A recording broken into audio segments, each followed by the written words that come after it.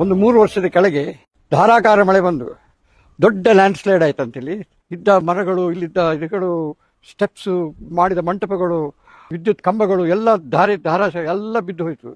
ತೀರ್ಥಕ್ಷೇತ್ರ ಸಂಪೂರ್ಣ ನಾಶವಾಗಿ ಹೋಯ್ತು. ಇದು ಎಲ್ಲಿಂಟು ಅಂತ ಕಾಣದಿದ್ದ ಒಂದು ಪರಿಸ್ಥಿತಿ ಉಂಟಾಯಿತು. ಅರ್ಚಕರು ಎಷ್ಟು ಹೆದರಿದ್ರು ಅಂದರೆ ಪ್ರತ್ಯಕ್ಷದರ್ಶಿಗಳು ಎಲ್ಲ ಇಲ್ಲಿದ್ದವರು ಓಡಿ ಹೋಗಿ ದೇವರಲ್ಲಿ ಮೊರೆ ಹೋದ್ರಂತೆ. 2 ತೆಂಗಿನಕಾಯಿ ಇಟ್ಟು ನಮ್ಮ ಅರ್ಚಕರು ಅಲ್ಲಿ ದೇವರಲ್ಲಿ ಪ್ರಾರ್ಥನೆ ಮಾಡಿದ್ರಂತೆ. ಆಗ ಅದು ಭೂಕುಸಿತ ಕಡಿಮೆ ಆಯ್ತಂತೆ. ಕಡೆ ಕ್ರಮೇಣ ಅಲ್ಲಿ ನಿಂತಿತ್ತು. ನಮ್ಮ ಉಡುಪಿಯ ಜೀವನದಿ ಸ್ವರ್ಣೆ. ಇಂತಹ ಸ್ವರ್ಣೆಯ ಬಗ್ಗೆ ಭಾವಿ ಸಮೀರರಾದಂತಹ ವಾದಿರಾಜಗುರು ಸಾರ್ವಭೌಮರು ತಮ್ಮ ತೀರ್ಥ ಪ್ರಬಂಧ ಎಂಬ ಕೃತಿಯಲ್ಲಿ ಬಹಳ ಸೊಗಸಾಗಿ ವರ್ಣನೆ ಮಾಡಿದ್ದಾರೆ. ವೇದಾಚಲವೆಂಬ ಪರ್ವತದಿಂದ ಹುಟ್ಟಿ ಬರುವವಳು ಸುವರ್ಣೆ. ಅಂತಹ ಸುವರ್ಣೆಯ ಮಹಿಮೆಯನ್ನು ಯಾರ ತಾರೆ ವರ್ಣಿಸಲಿಕ್ಕೆ ಸಾಧ್ಯ? ಯಾರಿಂದಲೂ ಕೂಡ ಸುವರ್ಣೆಯ ಮಹಿಮೆಯನ್ನು ವರ್ಣಿಸಲಿಕ್ಕೆ ಸಾಧ್ಯ ಇಲ್ಲ.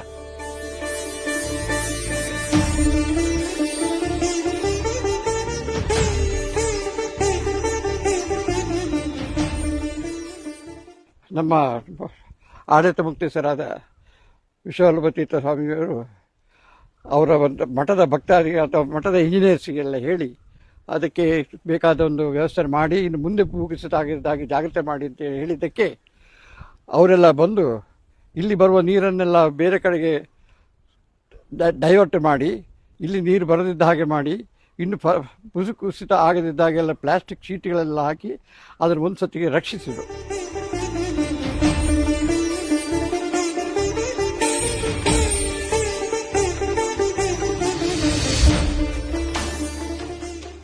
ಕೃಷ್ಣ ಪಕ್ಷದಲ್ಲಿ ಮಂಗಳವಾರ ಚತುರ್ದಶಿ ತಿಥಿ ಬಂತು ಅಂತಾದರೆ ಅವತ್ತು ಇಲ್ಲಿಯ ಸುವರ್ಣೆಯಲ್ಲಿ ಸ್ನಾನ ಮಾಡಿತು ಅಂತಾದರೆ ಇಲ್ಲಿ ಮುಳುಗುವಂತಹ ಪ್ರತಿಯೊಬ್ಬ ವ್ಯಕ್ತಿಗೂ ಕೂಡ ಚಟ ಅಂತ ಆ ಶಬ್ದ ಕೇಳಿಸುತ್ತೆ ಅಂತ ವಾದಿರಾಜರು ಉಲ್ಲೇಖ ಮಾಡ್ತಾರೆ.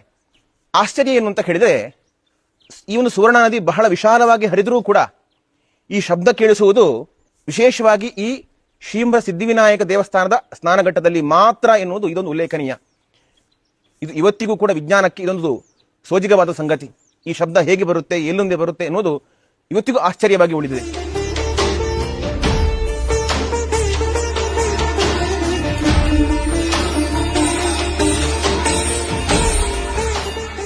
ಇನ್ನು ಕೆಳಗಿಂದ ಈಗ ತೀರ್ಥಕ್ಷೇತ್ರದ ಕೆಲಸ ಆಗ್ತಾ ಉಂಟು. ಅದು ಆದ ಮೇಲೆ ನನಗೆ ಖಂಡಿತ ಒಂದು ಮನಸ್ಸಿಗೆ ಕಾಣ್ತದೆ, ಇದು ದೊಡ್ಡ ಕ್ಷೇತ್ರ, ಭಾಳ ಜನ ಮೊದಲು ಬರ್ತಿದ್ರು, 100 ಜನ 1000 ಜನ ಬರ್ತಿದ್ರು. ತುಂಬ ತಲೆಯಲ್ಲಿ ಉಂಟು. ಅದೆಲ್ಲ ಸಾಕಾರ ಮಾಡಬೇಕು ಅಂತ ನಿಮ್ಮ ಭಕ್ತಾದಿಗಳಲ್ಲಿ ನಾನು ಕೇಳ್ತೇನೆ. ಅದಕ್ಕೆ ಬೇಕಾದ ಸಹಾಯ ಎಲ್ಲರಿಗೂ ಕೊಡಬೇಕು ಅಂತ ನಾನು ಕೇಳ್ತಾ ಇರ್ತೇನೆ. ಬಂದಂತಹ ಎಲ್ಲ ಭಕ್ತರಿಗೂ ಕೂಡ ಸ್ನಾನಕ್ಕೆ ಅನುಕೂಲ ಆಗಬೇಕು ಅನ್ನೋ ದೃಷ್ಟಿಯಿಂದ ಸ್ನಾನಘಟ್ಟವನ್ನ ವಿಶೇಷವಾಗಿ ನಿರ್ಮಾಣ ಮಾಡಿಸಿದ್ದೇವೆ. ಎಲ್ಲ ಭಕ್ತರ ಸಹಕಾರದಿಂದ ಈ ಕ್ಷೇತ್ರ ಇನ್ನಷ್ಟು ಅಭಿವೃದ್ಧಿಗೊಳ್ಳಬೇಕು, ಬಂದಂತಹ ಎಲ್ಲ ಭಕ್ತರಿಗೂ ಕೂಡ ಬೇಕಾದಂತಹ ಮೂಲ ಸೌಕರ್ಯವನ್ನು ಒದಗಿಸಿಕೊಡಬೇಕು ಅನ್ನೋ ದೃಷ್ಟಿಯಿಂದ ವಿಶೇಷವಾದ ಪ್ರಯತ್ನವನ್ನು ಮಾಡ್ತಾ ಇದ್ದೇವೆ.